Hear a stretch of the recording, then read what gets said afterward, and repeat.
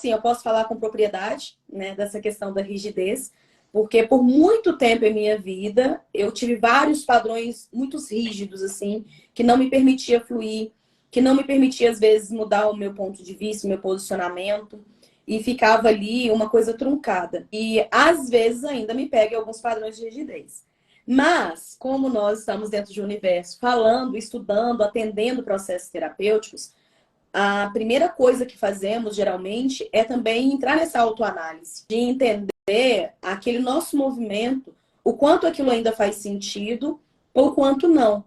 Antes, eu não conseguia fazer o movimento de me permitir mudar, de fazer diferente, mas hoje eu já consigo trazer essa consciência, avaliar se existe ou não necessidade daquela rigidez e usar quando necessário e ressignificar quando não tem mais necessidade, não faz mais sentido. Acredito que esses processos terapêuticos nos ajudam justamente nisso, a entender ali os nossos padrões e quando necessário saber quando usar e quando não. Ter essa permissividade de fazer o movimento contrário quando se fizer necessário, para não ficar somente querendo nutrir aquilo que está fazendo mal. Então, ali também entre vários tipos de sensações e emoções, e entre elas o apego. E eu diria que o apego, mais necessariamente, às vezes, de ter que provar que está certo o tempo inteiro. Esse é um padrão de rigidez que faz com que a gente não consiga evoluir. Junto a essa questão do orgulho, eu traria aí uma necessidade, às vezes, de um controle. Né? Porque quando a pessoa está naquela rigidez, naquele padrão, é uma forma também de essa autodefesa, não querer estar numa vulnerabilidade. Então, eu fico naquele padrão de rigidez porque eu já sei o caminho, eu já sei como é e eu já quero prever um resultado. Porque quando aquele resultado sai das minhas expectativas, sai do meu controle, muitas das vezes nós não sabemos lidar. Lidar com o novo, lidar com o diferente, lidar com o imprevisto. Então, essa rigidez, ela vai escondendo ali vários outros tipos de padrões que estão nas entrelinhas, que muitas das vezes nós não conseguimos decifrar. Nós estamos muito remetendo a coisas que estão no inconsciente. Porque conscientemente, racionalmente, a gente fala assim, não, isso não é uma rigidez. Isso aqui é uma facilidade, isso aqui é isso, mas não conseguimos olhar verdadeiramente um pouco mais profundo. Porque para ter esse olhar mais profundo, eu preciso de me colocar num papel de humana, de vulnerabilidade, de entender que em alguns momentos eu não vou ter esse controle que eu acredito ter. Nós podemos sim fazer de forma confortável, planificar, mas entender que dentro daquele planejamento não necessariamente vai ser de acordo com aquilo que eu esperava. Não vai ali suprir sempre as minhas expectativas. Então, quando eu aceito entender, olhar que existem novas possibilidades, devagarinho eu vou quebrando essa rigidez. Só que nós temos uma tendência natural, se a gente for olhar desde lá, quando a gente é criança, até na escola. A gente vai todos os dias sentar naquele mesmo lugar. E quando a gente chega e alguém já ocupou aquele espaço, a gente olha com cara meio estranha, meio feia. Então, nós vamos criando alguns mecanismos, alguns padrões automatizados no nosso dia a dia, que vai fortalecendo esse padrão dessa rigidez. E aí eu vou me sentindo confortável com aquilo que está acontecendo. Só que assim, não tem nada de errado, né? E todo mundo gosta de ficar confortável. Porém, contudo e todavia, os grandes movimentos que nós tendemos a fazer na nossa própria vida é o quando está o desconforto. É dentro do desconforto que nós fazemos algum tipo de movimento. Então, olhar para essa nossa rigidez é o momento da gente se permitir a crescer, a evoluir e entender que existem coisas além daquilo que o nosso olho possa alcançar. Essa questão do autoconhecimento já diz a palavra, né? É auto, é conhecer-se a si mesmo. Porque às vezes nós conhecemos tudo que está ao nosso entorno e a gente não faz esse movimento. É legal observarmos o seguinte: nós temos uma tendência de repetir os mesmos padrões e de entrarmos nessa rigidez. Contudo, a gente às vezes fica reclamando que não acontece nada de novo na nossa vida. É nós querermos algo diferente, algo novo, mas fazendo as mesmas coisas. Tendo o mesmo trajeto, tendo o mesmo percurso, eu vou chegar no mesmo lugar. Às vezes acontece de forma dolorosa, é porque nosso espírito, ele já veio com o trajeto dele traçado para fazer o que precisa de ser feito. Quando nós vamos nos desviando ou ficando estagnada, não fazendo o movimento necessário, aí quando não vai pelo amor, vai pela dor. Por exemplo, estou num trabalho do qual eu não me sinto mais feliz, mas eu não tenho a coragem de fazer o movimento, porque eu já estou acostumada, ali já tem tudo do jeitinho que eu quero, do jeitinho que eu acho que tinha que ser, e não faço o movimento, fico ali e fico reclamando. O que o universo vai fazer? Você vai ser dispensada. Mais cedo ou mais tarde, você vai ser dispensada. É aí que a gente coloca, se não vai pelo amor, vai pela dor. Então, a vida vai nos levando em situações desconfortantes, justamente para conseguirmos fazer essa análise. Eu estou conseguindo galgar novos patamares ou minha vida está estagnada? Porque quando a vida está estagnada e a coisa não está legal, se eu não faço o movimento ele vai acontecer de forma automática. Então, aí que está essa questão de entender se aqui está ruim, o porquê que eu estou aqui apegada neste lugar que está ruim. Porque aí a gente está se apegando a coisas que não estão legais, porque, infelizmente, a gente acaba ficando no comodismo. Às vezes por medo do novo, às vezes por medo de não dar conta, às vezes por causa do receio do vazio, porque quando nós vamos fazer um movimento, vai ter aquele momento do vazio, porque eu não sei como vai ser. Só que, para eu conseguir fazer este movimento, eu preciso de bancar estes momentos, entender que isso pode sim acontecer. Mas, quando eu estou comigo e entendendo o motivo que eu quero fazer o movimento, tudo isso vai ficando como secundário. Aí eu focar no meu objetivo, entender o que está me motivando e fazer a ação. Mudar exige disciplina. Então, justamente essa disciplina saudável, né? Não essa disciplina de, tem que fazer, tem que ser assim. Não, uma disciplina de constância eu colocaria, sabe? Quando nós vamos dando uma nova informação para o nosso sistema, é interessante a gente conseguir fazer pelo menos por 21 dias consecutivos daquela forma, para a gente jogar essa informação de forma mais naturalizada. No começo é difícil, mudar não é fácil. Nós não estamos aqui para pregar a bandeirinha, vamos fazer isso, isso é fácil, é rápido. Não, não é. Mudar não é fácil, mudar não é rápido, porque exige uma constância. Muitos de nós, em várias áreas das nossas vidas, aí a gente está repetindo padrões. Inconscientemente, a gente está nutrindo e repetindo o padrão, e às vezes sem entender o porquê. Por isso que é interessante começar a ter esse olhar do questionar mesmo, não questionar por simplesmente tá querendo ser do contra, não é isso. Mas é olhar com um olhar crítico de entender se isso faz sentido, porque nós vamos perpetuando o comportamento para gerações futuras. Mas no momento em que nós vamos ganhando consciência, a gente para de trabalhar essa engrenagem, né? E vamos ajustando-se aos novos tempos. Porque a forma com que aconteceram coisas lá atrás, hoje em dia, muita coisa não faz mais sentido, porque já foram analisados e descobertos outros tipos de coisas que a gente pode jogar no nosso sistema. Como, por exemplo, sintomas do nosso corpo físico, a doença. A materialização da doença no físico, ela vai lá para o terceiro estágio. Antes, ela já está acontecendo no nosso campo lá vibracional, do jeito que eu estou emanando a vibração para o meu campo, né? Às vezes a gente fica muito magoado, muito ressentido com alguma coisa que aconteceu, não consegue transmutar essa energia, vai jogando isso para o campo. Depois ele vai se posicionar já no campo energético. E aí chega no corpo físico. No energético, tá naquele momento assim, olha, eu tô sentindo essa dor, eu vou ao médico, eu faço exame, eu olho tudo e não encontro nada. Aí as pessoas começam a dizer, não, isso aí é manha, isso não tá acontecendo, você não tem nada, você tá bem. Mas não, tá já no campo energético e a pessoa já está sentindo isso manifestar. E quando é que a gente consegue entender mesmo verdadeiramente? Quando vem pro físico. Qual que era a nossa tendência antigamente? Olhar apenas o campo físico. Então, nós vamos ali tomando remédio, nós vamos tratando a parte do físico, que tem que tratar mesmo. Se já está no físico, a gente tem que olhar para o físico. Mas a gente não olhava antes, nas entrelinhas, desses dois outros lugares que essa doença já se manifestava, que é no nosso campo energético e no nosso campo vibracional.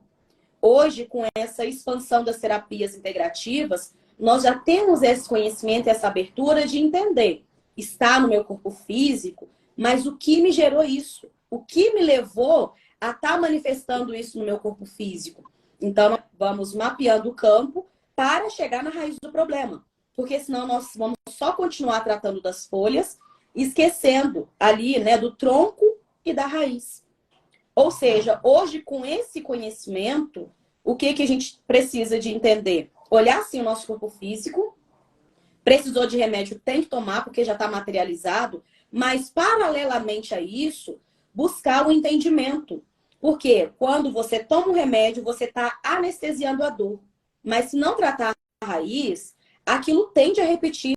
Então, quando nós vamos fazendo essa integração, por isso nessas terapias integrativas, que nós vamos olhando aí o todo, é muito mais fácil de diminuir, cortar essa frequência dessa doença. Nós vamos eliminar dentro do nosso campo, verdadeiramente. Mas não é mais olhando só para as folhas. É tratando a raiz da questão que gerou aquela dor. Trazendo todo esse conhecimento para a prática, nós vamos conseguir ali viver de forma melhor. E o que nós vamos estar fazendo? Deixando este conhecimento para gerações futuras. Aí nós vamos entrando nesse movimento aqui. A gente para de travar essa engrenagem e nós vamos ajustando o quê? Entrando nesse novo tempo, né? Mas para isso, não adianta só eu saber. Para isso, eu preciso de fazer. Porque no momento que eu sei, eu só estou aqui dando mais informação para o meu conhecimento ali, que é o racional. E na cabeça a gente não muda. A gente muda nas ações, né? Então, fazer essa integração na ação. Olhar nosso corpo físico, se precisar tomar remédio, tomar o remédio, fazer os exames correspondentes e buscar o que gerou esse sintoma que eu estou sentindo, essa doença que se materializou. Então, eu queria trazer uma outra informação aqui, aconteceu novamente, né? Das pessoas perguntarem para mim o seguinte: mas isso que você mexe, isso que você trabalha, é coisa espiritual? E aí é legal nós entendermos que tudo que a gente faz na nossa vida é espiritual. Porque nós somos espírito. Então, tudo que a gente faz o tempo inteiro, os nossos movimentos, ele está ali fazendo o quê? A manifestação do nosso espírito. Então, quando as pessoas me perguntam isso, eu acredito que o que elas estão querendo saber é se envolve algum tipo de crendice ou algum tipo de abordagem religiosa, porque isso é diferente. Quando nós estamos falando do espírito, nós estamos falando da nossa manifestação na Terra, né? O nosso espírito ele está encarnado, então tudo que a gente fizer vai trabalhar, vai mexer, vai impactar no nosso campo espiritual, que somos nós mesmos. Então, quando nós falamos de trabalhos terapêuticos, de energia, de integração, nós estamos falando de todo, nós estamos falando ali dos 7 corpos, né? Nós estamos falando dessa integração, nós estamos falando de cada partezinha que nos compõe. Então, muita gente, às vezes, elas precisam de ter, assim, esse entendimento, ou até tá precisando de alguma abordagem terapêutica, e ela se barra nessa rigidez, acreditando, porque nós falamos de espiritualidade, nós estamos falando de religiosidade. É fundamental da gente ter o entendimento que vem com autoconhecimento. Quando eu entendo que essa verdade ela é minha, eu não vou julgar que o que é diferente do meu está errado. Porque ela não é obrigada a fazer o que eu acho que é a verdade. É a minha verdade. E a verdade dela pertence a ela. Mas o porquê que eu quis trazer esse olhar? Porque a pessoa está precisando de entender esse campo emocional dela. E quando ela deseja se permitir acessar, ela é barrada por uma crença. Ela fica numa rigidez estrutural, acreditando, porque falamos todo o tempo a palavra espiritualidade, que nós vamos estar ali englobando coisas da religiosidade. Religião, cada um tem a sua, e se quiser, é bom. Para algumas pessoas fazem falta ter esse norte, esse apoio. E tá tudo bem, tá tudo certo. Mas quando nós estamos falando de espiritualidade, nós estamos falando de nós mesmos.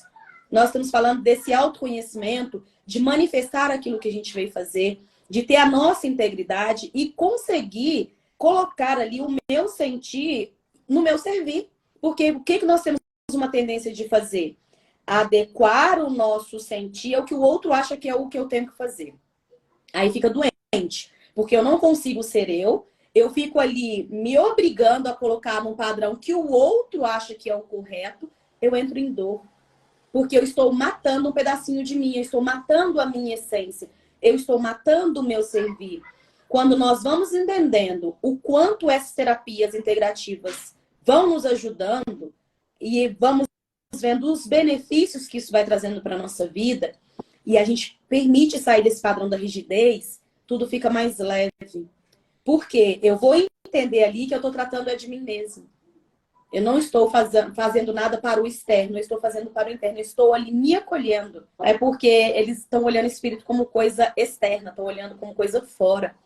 E não entende que o nosso corpo é só uma capa transitória, mas o espírito é uma coisa única. A gente tende a pensar que o espírito fora, né? O espírito, é o espírito aquilo que morreu, aquelas coisas lá que vai. Não, o espírito somos nós. Quando a gente começar a entender isso, a gente vai entender verdadeiramente o espírito da coisa, né? Nós vamos aí saber que dentro das religiões eles falam também, tratam também questões da espiritualidade, mas a espiritualidade não precisa estar linkada a nenhum tipo de religião.